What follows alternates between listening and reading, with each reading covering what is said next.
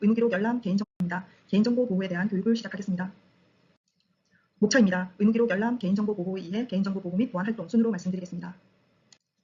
의무기록 열람을 위한 EMR 접근 방법입니다. 환자의 의무기록에 접근하기 위해서는 저희 병원에서 사용하고 있는 인피스 부산이라는 시스템에 로그인하셔야 합니다.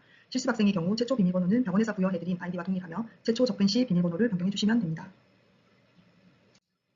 환자의 기록 열람 권한은 직종마다 조금씩 다르게 부여되는데요. 실습 학생의 경우 환자의 기록 열람을 위해서는 열람 신청을 해주셔야 합니다. 시스템 내 메뉴 중 의무기록이라는 메뉴에서 EMR 열람 신청이라는 화면을 통해서 등록번호를 입력하고 목적에 맞는 사유를 선택해 주시면 되는데요. 선생님들은 여기 교육용을 체크하시면 되겠죠. 그리고 열람을 희망하는 일자를 입력하시면 종료일은 자동으로 세팅되게 됩니다. 열람 신청 후 의무기록실에서 승인을 하게 되면 열람을 하실 수 있습니다. 저희가 통상 근무일은 8시, 12시, 4시에 승인을 하고 있고 중간에도 전화 주시면 승인은 바로 가능합니다.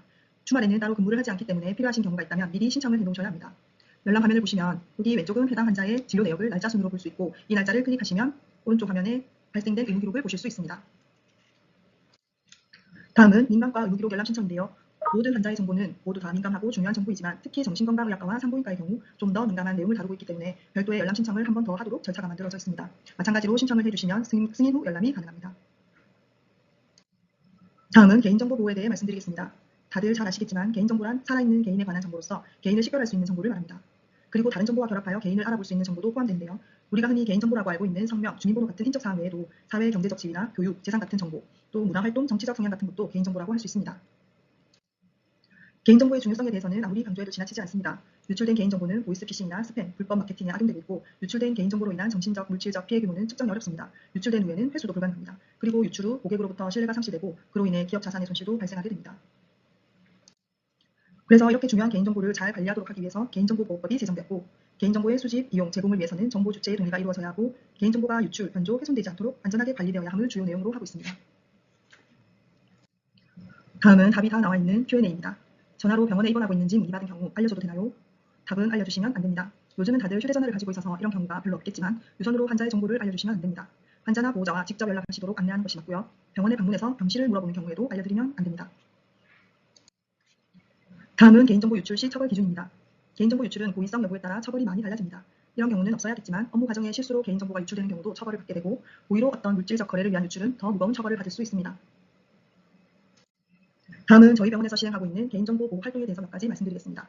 첫째, 개인정보보호위원회가 있습니다. 개인정보보호위원회는 환자의 개인정보를 안전하게 처리하기 위한 내부 계획을 수립하고 교육에 관한 사항, 시스템 개선과 발전에 관한 사항, 사고 발생 시 처리 및 재발 방지 대책 등 여러 가지 정보 보호를 위한 활동과 의사결정을 하고 있습니다. 둘째, 접근 권한을 관리하고 있습니다. 직종이나 업무별로 조회, 작성에 대해서 각기 다른 권한을 부여하고 있고 특정 부서 외에는 출력 권한은 없습니다. 그리고 휴직이나 퇴사 시 권한을 회수하여 시스템에 접근하지 못하도록 관리하고 있습니다. 셋째, 입사하는 모든 직원과 외부 업체, 직원, 실습 학생들에게 개인정보 보호 및 보안 서약서를 받고 있습니다.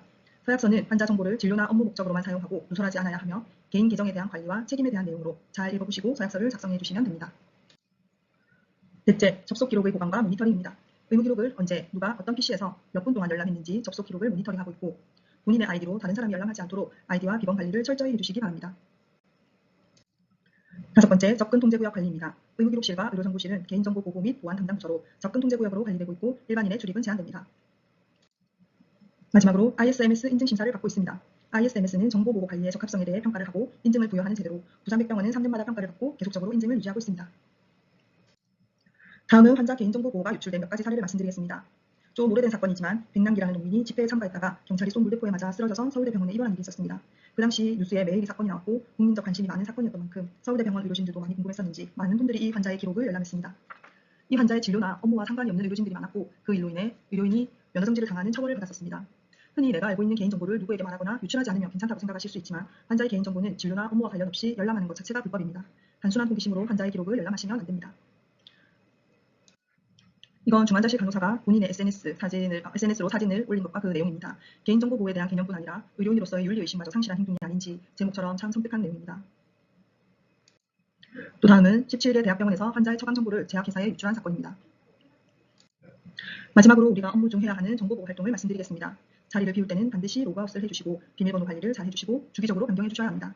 그리고 타인이 볼 수 있는 곳에서 환자 기록의 열람은 하시면 안 됩니다. 개인 관심으로 업무상 불필요한 기록을 열람하시면 안 되고 업무상 환자에 대한 대화를 할 경우 환자를 식별할 수 있는 정보는 언급하시면 안 됩니다. 많은 사람들이 모여있는 장소나 엘리베이터 같은 곳에서 환자와 관련된 대화를 하지 않도록 주의해 주시고 목적이 완료된 개인정보는 반드시 파기하시고 환자의 개인정보를 SNS에 공유하시면 안 됩니다. 들어보셔서 알겠지만 개인정보는 사실 그리 어려운 내용은 아닙니다. 다만 중요한 내용이기 때문에 강조하는 차원으로 교육을 하는 것이고 실습 기간 동안 불필요한 환자 정보를 조회하거나 알게 된 환자 정보를 유출하지 않도록 주의해 주십시오. 알찬 실습 되시길 바랍니다. 수고하셨습니다.